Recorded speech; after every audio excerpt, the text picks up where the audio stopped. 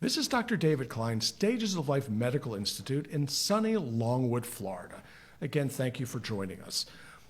What I'm going to do is do a very, very brief little ditty on what you should be doing right now. Things that you can do to make yourself healthier, last a little bit longer, and probably not fall dead along the side of the road like so many people seem to be doing these days. It's very difficult to avoid a virus. You can't see them. You don't even know necessarily that you get sick when you get it. In fact, most people never know that they actually even had it. COVID-19 is probably nothing new. We probably go through this every year and we don't pay much attention to it. Why? Because a few thousand people are going to die in this country, but 20 to 50,000 die with influenza. And it's very difficult to tell the difference between the two because when you're dead, you're dead. Now, most people that get the flu do not get serologies to tell them that they've had flu or anything else. The test is expensive. Most insurances don't cover it. And that's the way it goes. You want to go get tested for flu, it's going to cost you $100 at the doc in the box. You go to the ER, it'll cost you more. Most people go, well, I'll tell you what, I'll tough it out. So you never really know what you had, and that's where we are with this thing right now. So there are going to be some things coming down the line with surveillance to find out what you've had and what you might have been exposed to, but that's something and ready for a different discussion. What I'd like you to do now is to start taking certain anti-inflammatories. Why would you do this? Because it's going to decrease your chance of developing pneumonia. And that's kind of an important issue. If you're up in New York, you stand a much greater chance of getting COVID than down here in Florida. At least it is right now.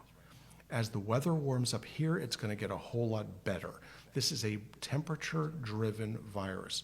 Temperature drops, the incidence goes up. It's going to move its way into the southern hemisphere, and it'll be back here in the fall. So there are things I'd like you to start doing now and continue probably until you die. One of which is turmeric, curcumin. Curcuminoids decrease inflammation. They decrease your risk of certain cancers. They're very, very healthy. It's thought to forestall or prevent Alzheimer's disease. So why would you not do it? One reason, being cheap. That's the only reason I can think of for not doing it. Ignorant might be number two, and we're trying to fix that right now. So how much turmeric are you supposed to take? The answer is between 500 and 600 milligrams twice a day, and you want to get a good one. That does not mean expensive. It just simply means one that is standardized so that as you take it, you know what you're getting. It's been assayed. So you want to make sure that you're getting a quality product, and it doesn't mean necessarily going to the box store and buying a familiar brand. Branding is a funny thing. You want quality, not recognizable names necessarily. Vitamin D3. Now, we talk a lot about vitamin D. Vitamin D3 is not a vitamin. It was never a vitamin. It's not going to become a vitamin. It is a hormone. It's a selective estrogen receptor blocker. Your body cannot make it. Why? You can say, well, I can get out in the sun and get all the vitamin D I want. No, you can't. Okay, vitamin D3 comes from vitamin D2, and that's where the shortage is. If you don't have enough vitamin D2, I can fry you out in the sun, and we have plenty of sun here in Florida. It's not going to change your blood level of vitamin D3. So we take vitamin D3 with a fish oil. Why a fish oil? Because it doesn't absorb without it.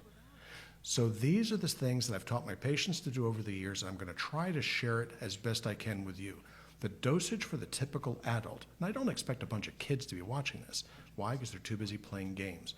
So 5,000 IUs is the typical dosage for an adult. You take it with a fish oil, and you do this once a day.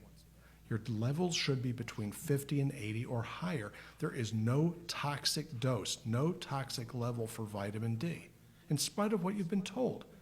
Vitamin A, D, E, and K. Well, vitamin D is not a vitamin, it's a hormone. It's more similar to estradiol than it is to anything else.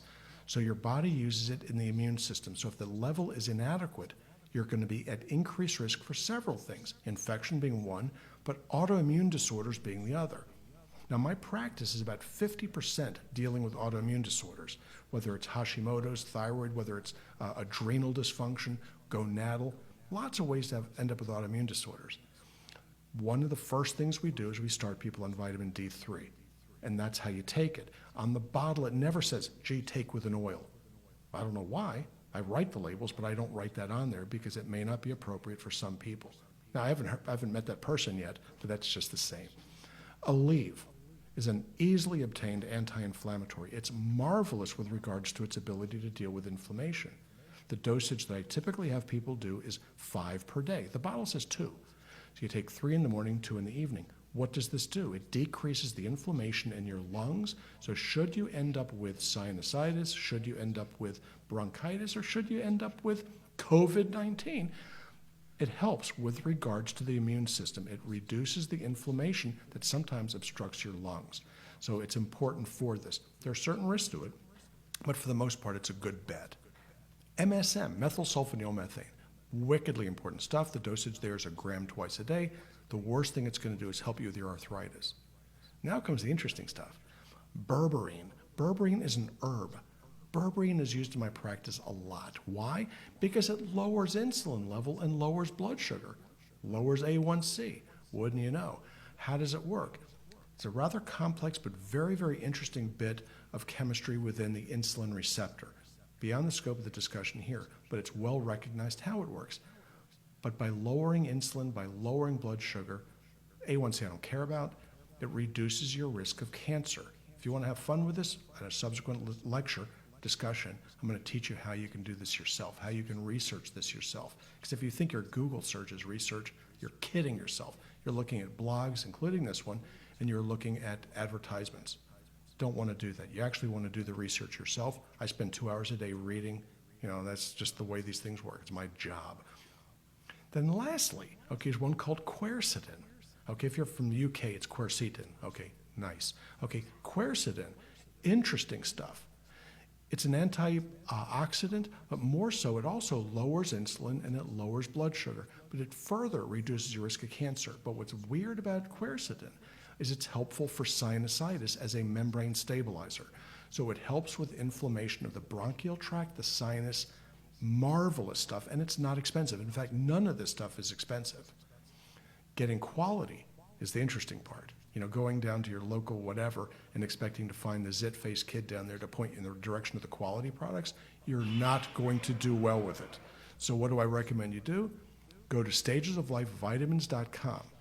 Look for the product, listen to the audios, look at the ingredient lists, see what it is. I've got lots of lectures up there.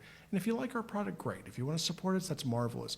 But one way or the other, I'd like you to take the products as directed, and I think it's going to improve your chances. One last thing. Wash your darn hands, Wash your face. Keep hand wipes or soapy towel in your car. Get your steering wheel, get the gear shifter, get the seat. Coming and going. Change your clothes when you come in from the outside. Kick your shoes off. Shouldn't be wearing shoes in your house anyway. Kick your shoes off because you're going to be tracking in bad stuff from the outside, some of which could in fact be COVID. Change your shirt, change your pants, and put them directly in the wash. Don't re-wear clothes because a lot of the spray, a lot of the garbage is on your shirt, You can wear a mask, that's great, It's the shirt that's going to kill you. Thank you. I'm Dr. David Klein, Stages of Life Medical Institute, Longwood, Florida.